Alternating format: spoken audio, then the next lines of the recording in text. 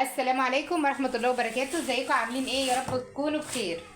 الفيديو اللي بنعمله كل سنة فترة العيد، طبعا انا عايزة اقول لكم ان شوية الحاجات الصغيرة دول عاملين 700 جنيه. 700 جنيه في الحبة دول. بس عايزه اقول لكم ان ال 700 جنيه دول ممكن من سنتين ثلاثه كده كانوا يجيبوا 4 اكياس من دول. بس الحمد لله، طبعا الاسعار غاليه، جيبي على قدك. المهم انك تجيبي ايا كان اللي هتجيبيه ايه وكميته ايه، جيبي على قدك. المهم تعالى بقى نشارككم فترة العيد ده اهي، عشان خاطر اللي يعجبه حاجة وتعرفوا الأسعار طبعا، واللي يعجبه حاجة يجيب زيها. بصوا هوريكم الأول، أول حاجة كده ده ربع كيلو من الشوكولاتة، اللي هي بقى ده أغلى نوع أنا جبته. النوع ده عامل 300 جنيه الكيلو، ده ربع كيلو ب 75 جنيه. تمام. ده بقى شوكولاتة بالبندق وبالفستق وبالكراميل، مشكل كده، يعني خليته يشكل لك 3 انواع.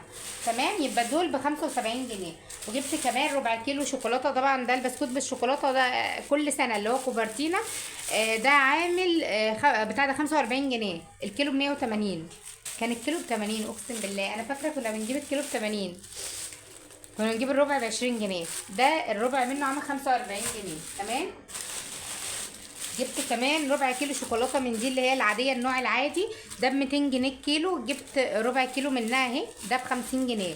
تمام كده. جبت كمان ربع كيلو من اللي هي البولة اللي هي بالسوداني دي، ثابته معانا كل سنه، بنحبها قوي والولاد بيحبوها. فجبت الربع كيلو منها عامل 45 برضه، الكيلو ب 180. وجبت كمان اللي هي البولة والميجا اللي هي بالجوز الهند، برضو ب 45 الربع كيلو، برضو ده ربع. يعني جبت من كل حاجة اربع كده الصراحة. الاسعار يعني حاجة فظيعة. جبت كمان ربع كيلو من اللي هي كتاكيتو دي. اهي اللي هي كتاكيتو دي حلوه قوي. الربع منها كمان بيعمل معاكي كميه كبيره، لكن الربع منها ب 90 جنيه. يعني هي عامله 360 جنيه، الربع منها ب 90 جنيه. جبت ربع برضو. وجبت كمان كيلو من اللي هي القشطه دي، احنا بنحبها قوي. مش عارفه بقى يعني لو حد بيحبها زينا ولا لا، بس انا بحبها وبجيبها كل سنه. اللي هي القشطه دي اهي. جبت منها كيلو، الكيلو عامل 100 جنيه. احنا كنا بنجيب الكيلو ب 40 جنيه على فكره. انا كنت بجيب ال 2 كيلو ونص ب 100 جنيه. والسنه اللي قبل اللي فاتت كنت جايبه ال 2 كيلو ب 100 جنيه. النهارده بقى الكيلو ب 100 جنيه. ربنا يعيننا ويعين يعني كل الناس. جبت كمان اللهم صل على سيدنا محمد اللي هو الجيلي كولا ده. بصوا ده مش طوفي، احنا ما بنحبش الطوفي اللي هو الماسك ده، لا ده جيلي. طوفي اللي هو الجيلي كولا ده. ده الربع عامل 20 جنيه. تمام. تحسوا ان الحاجه شويه، لكن اقسم بالله حبه الحاجات دول ب 700 جنيه. تمام كده. جبت كمان كيلو ترمس مر، ان شاء الله بقى هننقعه ونعمله مع بعض النهارده. الكيلو ده عامل 46 جنيه، اللي هو الترمس المر. بس انا بحبه عن الترمس الحلو كمان، الترمس الحلو ب 40. تمام، يبقى ده كيلو ب 46 جنيه. جبت كمان ربع حمص اهو، حمص بلدي. برضه هنعمله بقى مع الترمس، هنعمل الاتنين مع بعض. لسه ما جبتش بقى ايه كمان السوداني. جبت كمان الطبق ده طبق مكسرات مشكل، فستق وبندق ولوز وعين جمل وكاجو اهو. ده ب 150 جنيه. انا جايباه طبعا. بص انا عندي الولاد كل سنه بجيب، وانا اللي بقعد اكسر، والصراحه تعبت، الواحد ما عادش فيه سنان للتكسير والكلام ده. فانا جبته كده جاهز والولاد اصلا عندي مش هاويين يعني مكسرات، فما كانوش بيقعدوا ياكلوها، انا اللي كنت باكلها. فانا جايبه ده، ويعني يعتبر ده يعني ما هم لينا احنا، يعني دي الحاجه الوحيده اللي أنا اشتريتها لنفسي. مسموح اكتر من الحلويات ده ان انا اكل منها. فبس دي الحاجه اللي انا اشتريتها. قولوا لي بس رايكم فيها، وقولوا لي كمان لو الكميات ايه. طيب انا حاسه ان هم شويه حاجات، هم الاسعار كده، الاسعار كده في السوق. فدي الحاجه اللي انا جبتها من فتره العيد. زي ما شفتوا بقى، بعد ما خلصت فترة العيد لميتها كده وشلتها في كيس وتويتها عشان لو استنت من دلوقتي للعيد بإذن الله هتكون خلاص كده. راحت ونعوز نجيب تاني. على قد ما بحب اجيب الكلام ده يعني اخلص يعني الحاجات دي، عشان انتوا عارفين السوق بيبقى زحمه وكده. على قد ما انا ببقى يعني مش عايزه الحاجه تتفتح الا في العيد، كل حاجه في ميعادها حلوه. فرحت شايلاها بقى كده وقلت ادخل اروق على دنيتي شويه واعمل الفطار، علشان ان شاء الله باذن الله بقى عندي كام حاجه كده عايزين يتغسلوا، وتصبين عايز يتصبن، هتشوفوه بقى معايا في الفيديو اللي جاي كمان، وترتيبات العيد والمشتريات بقى. جبت ملايات جديده للسراير حلوه قوي. ولسه ما جبتش بقى لبس العيد لرؤية وصالح. انا عايزه اقول لكم ان ايه، الواحد لما بيمسك فلوس بيفكر ان هجيب بيها الدنيا كلها، سبحان الله يا رب بيلاقيها اتسرسبت من بين ايديه. و يعني مش الواحد مش عارف يقول ايه يعني. ورقم يعني مش اللي هو مثلا 1000 ولا اتنين ولا تلاتة ولا أربعة. فربنا يرحمنا من عنده يا رب من غلاء الأسعار بس.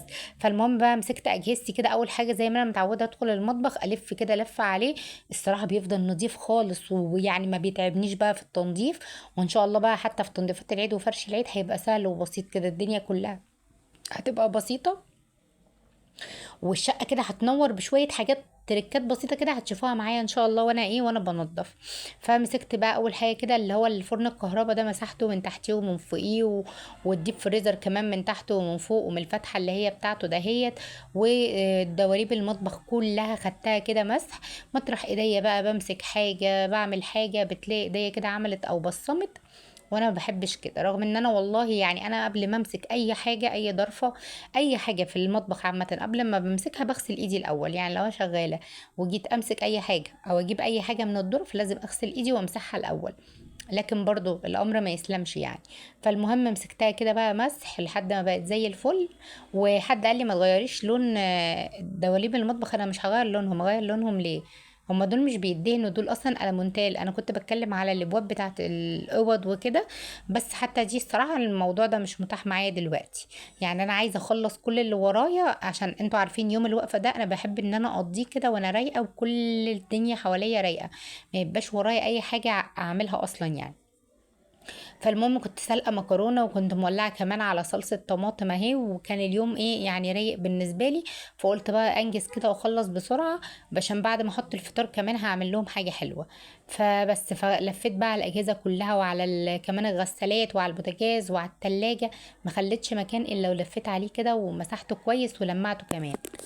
عبال ما خلصت بقى شويه الحاجات دي كانت التسبيكه بتاعتي اتسبكت. هجيب بقى الصينيه الكبيره، الصينيه دي هي اللي بتاخد معايا كيلو مكرونه.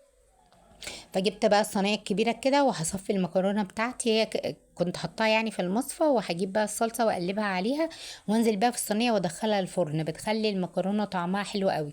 يعني بعد اصلا ما بعمل التسبيكه وبعد ما بسلق المكرونه بقلب الاتنين على بعض كويس وبنزل بيهم في قلب الصينيه اهو. بصوا كده، حطيت التسبيكة على المكرونة اهو.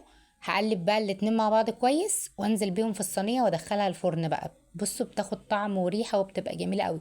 صينية المكرونة بتبقى متشمعة وحلوة قوي كده. فالمهم قلت بقى خلاص، يعني كان الوقت اصلا يعني راح مني اليوم ده. انا طلعت فيه جبت الفترة بتاعت العيد وجبت شوية الحاجات ده اهي. وعايزة بقى ايه، اجيب السوداني، بس مش عارفة بقى احمصه في البيت ولا اجيبه ني يعني واحمصه في البيت، ولا اجيبه متحمص جاهز. يعني برضو اللي مجرب التحميص في البيت يقول لي، لان انا من زمان قوي يعني يعتبر سنين وانا ما عملتوش في البيت، كنت بجيبه جاهز. فاللي مجرب يقول لي عشان لو كده عايزه اجيبه واحمصه في البيت.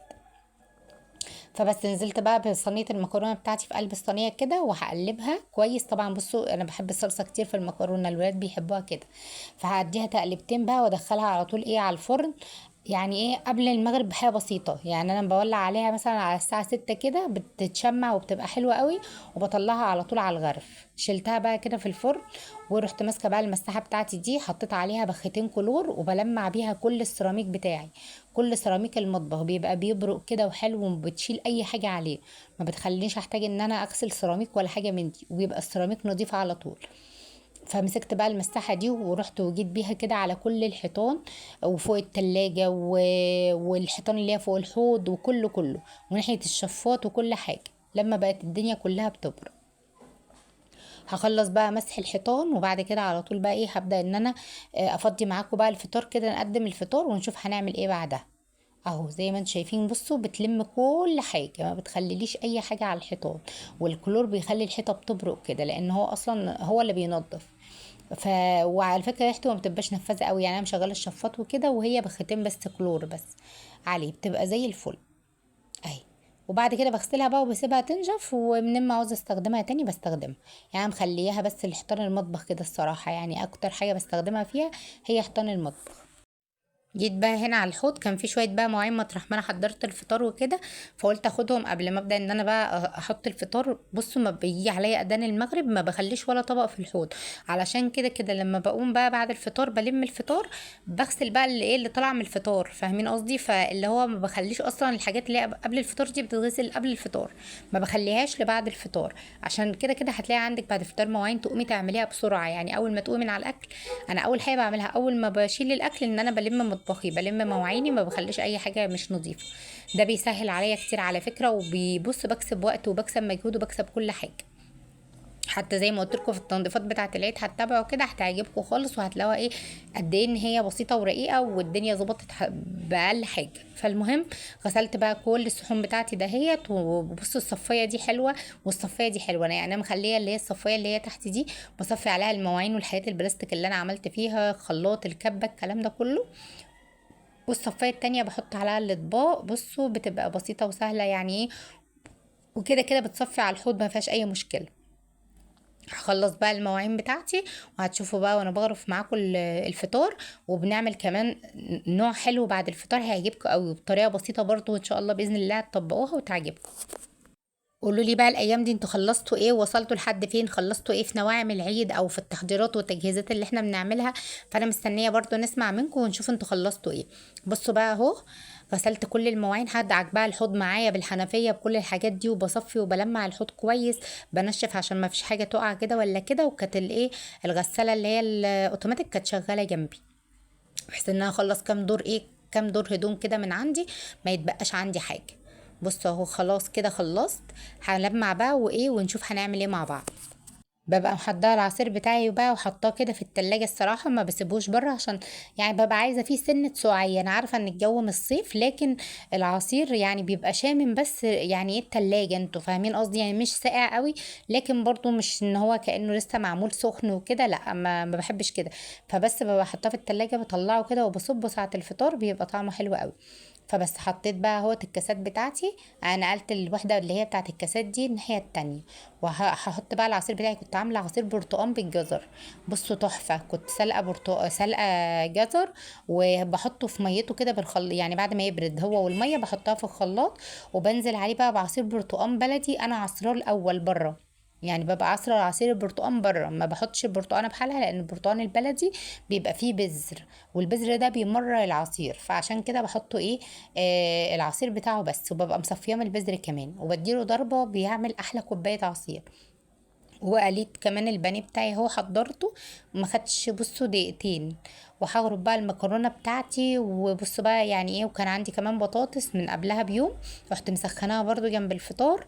هنحط بقى ونفطر ونحمد ربنا ونقوم نشوف هنعمل ايه على طول. يعني عايزه اقول لكم كمان ان صنف الحلو اللي انا عملته النهارده برضو بربع كيلو كنافه، ما بقتش اجيب نص خالص. من يوم ما انا عملت الكنافه وطلعت معايا مظبوطه، الصينيه بتاخد ربع كيلو كنافه وبتطلع بالظبط زي الكتاب ما قال. وانا ما عدتش بجيبها بالنص ابدا، بجيبها دايما بالربع، عايزه تجيبي جيبي اربع ما تجيبيش انصاص. فجبت بقى ربع كيلو كنافه، هتشوفوا انا عملت ايه بيه دلوقتي. المهم غرفت المكرونه، يعني انا حتى زي ما قلت لكم مش بغرف الا لما الاذان يدن، عشان عبال ما يصلوا وكده يكون خلاص كده ايه الحاجه بتاعتي جهزت وكده. والحمد لله الحمد لله ان يعني رمضان عدى بخير، والله بخيره بخيره وبحاجته الحلوه وكده. فالمهم حطينا بقى الفطار اهو، تعالوا بقى ايه نحضر بقى الحاجة الحلوة اللي احنا عملناها مع بعض، سهلة وبسيطة وتقدري تعمليها بأبسط حاجة. اهي بصوا بقى هنا معايا ربع كيلو كنافه، طبعا انا مفرفته الكنافه، طبعا كانت متجمده ومفرفتاها ومقطعاها، وطبعا حاطه عليها السمنه بتاعتها. وبعد كده جبت اللي هي الصينيه بتاعت الكب كيك ده اهي، وبدات ان انا احشي فيها الكنافه، بس اسيب من النص كده، يعني عاملاها زي عش العصفوره مثلا، زي الكب كيك كده، ومن النص فاضيه كده اهو بالشكل ده، بسيطه خالص، بسيطه ابسط من البساطه اهي. عايزه اقول لكم ان الربع كيلو ده عمل لي الصينيه ده اهي 12 واحده، وعمل لي كمان اربع صوابع كده لوحدهم ساده، يعني انا عملتهم ساده كده لان لقيت اتبقى معايا كنافه، فدي فيها 12 عين كده، عمل لي 12 كب كيك من الكنافه، بس كان تحفه. عايزه اقول لك بقى ان انت هتدخليها الفرن.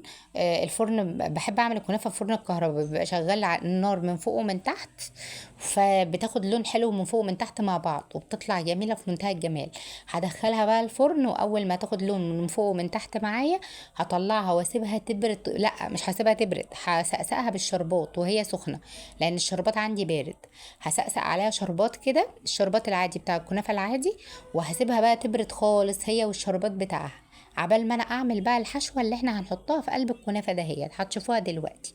اهو بصوا، عملت خلاص اهوت البتاعه كلها اهي مليتها، وهنضف بس الزوايد اللي هي طالعه منها ده اهي، وهخلي شكلها يعني مظبوط، وهدخلها على الفرن على طول. بصوا بقى لما تطلع هيبقى شكلها عامل ازاي، هتعجبكم جدا. اهي انا كنت بحاول ان انا اكبسها كده بالكوبايه، علشان خاطر تبقى ايه ماسكه نفسها، لما تطلع تبقى الواحده بوحدتها كده. دخلتها بقى الفرن، وهتشوفوا بقى شكلها لما يطلع هيبقى عامل ازاي. علشان اتبقى عندي كنافه، جبت كده القارب بتاعي وعملتها بس كنافه صوابع. كان نفسي قوي ان انا احشيها موز يعني، بس ما كانش عندي موز. بتبقى حلوه قوي لحشوه الموز، الكنافه بالموز على فكره من الحاجات اللي كنت بحبها قوي وانا صغيره. ان شاء الله برضو نبقى نعملها مع بعض قبل رمضان ما يخلص. مش عارفه ليه احنا مش بنجيب كنافه بره رمضان، ما احنا بنجيبوش الا في رمضان ليه مش عارفه. فالمهم عملت منها 4 صوابع اهي، ولا شوف 5، وحطيتهم في الفرن، خدوا لون بقى وحلو، وطلعت سقسقت عليهم شربات. كان طعمهم زي العسل، يعني الولاد كلوهم كده لوحدهم من غير اي حاجه، ومن غير الحشوه اللي احنا هنعملها دلوقتي مع بعض. بصوا بقى، هجيب عندي اللي هو المضرب الكهرباء، ودي اللي هي الكوبايه بتاعه الهاند بلندر، حطيت فيها كيس كريم شانتيه، وحطيت عليه حبه ميه ساقعه. ما بعملوش بلبن على فكره، بعمله ميه ساقعه. بدوب الاول الكريم شانتيه بالمعلقه، عشان خاطر ايه ابقى ضامنه ان مفيش بودره منه مش هتوصل في المضرب. وبعد كده بقى بضربه على اعلى سرعه على اقل سرعه، زي ما يمسك معاكي لحد ما يعمل معاكي قوام تقيل. بصي تقلبي كده العلبه دي ما تنزلش، تبقى جامده. فاهمه قصدي؟ وبغطيها بقى بكيس، وبدخلها التلاجة لحد بقى ما الكنافه بتاعتي بتبرد خالص، لان انا لو حطيت الكريم شانتيه على الكنافه وهي سخنه هيسيح، هيبقى انا كده ولا كاني عملت حاجه. فانا بس بغطيه كده بحاجه عشان وشه ما ينشفش، وادخله كده على التلاجة. ولما الكنافه تطلع من الفرن واحط عليها الشربات وتبرد كمان، قاعد كده بقى ابقى احشيها براحتي. وعلى فكره انا هحشيها النهارده من غير كيس حلواني ولا اي حاجه، لان انا عندي البلبله بتاعت كيس الحلواني، بس كيس الحلواني عندي مقطوع. فانا هحشيها عادي خالص باللي هي السبيتلو دي، عادي خالص من غير كيس حلواني ولا حاجه. وهتشوفوها هتطلع جميله وشكلها حلو قوي. طبعا لو عندك كيس حلواني احلى طبعا، بس صدقيني والله مش هتفرق وهتبقى حلوه برضو. بصوا كده خلاص اهو، شايفين؟ اهو بصوا القوام بتاعه عامل ازاي. هنشيله بقى كده ونغطيه، وبعد كده بقى هنشوف الكنافه عندي لما تطلع هيبقى شكلها عامل ازاي. نضفت كده مكاني بقى، وكان التليفون فصل مني، حطيته على الشاحن شويه يشحن، عبال بقى ما الكنافه طلعت، وحطيت عليها الشربات وبردت كمان، وكنت بحشيها كده، رحت مشغله التليفون ايه بسرعه. شايفين لون الكنافه عامل ازاي؟ لونها من بره زي من جوه، وجميله وطعمها تحفه. بدات ان انا اخد كده بالمعلقه، وبحط مثلا اهو معلقتين على كل واحده اهو. شايفين شكلها عامل ازاي؟ شكلها تحفه، تتاكل اكل كده فظيعة. جربوها والله هتعجبكم. زينت بفراولة، ممكن تزينوا بفراولة، بكريز، بأي حاجة عندكم. بسوداني مطحون على الوش، بشوكولاتة، بصوص كراميل، أي حاجة موجودة زيني بيها. لو مش هتزينيها برضو هي كفاية شكلها كده لوحده. بس فاهي عايزه اقول لكم ان هي اتاكلت في اقل من دقيقتين. من كتر جمالها، وطعمها كان تحفه يجنن. كان عندي بقى فراوله كده، هجيب ايه الفراوله وازين بيها كده، كل واحده احط فيها واحده. بصوا بجد رهيبه، جربوا الكنافه بالطريقه دي هتعجبكم جدا. وعامه الكنافه السنه دي يعني ايه، الحمد لله عملناها بدل المره كذا مره، يعني على غير عاده كمان. بصوا كده اهي، شكلها وطعمها يتاكلوا اكل، وبسيطه خالص، وهتعجب الولاد جدا، لان الولاد اساسا بيحبوا الكريم شانتيه والحاجات اللي هي بتبقى كده دي، بتعجبهم اصلا وبيحبوا ياكلوها. بصوا القطمه منها تحفه، تحفه. استنوني بقى اوريكم اشتريت ايه لتجديد البيت في العيد، ومع الف سلامه.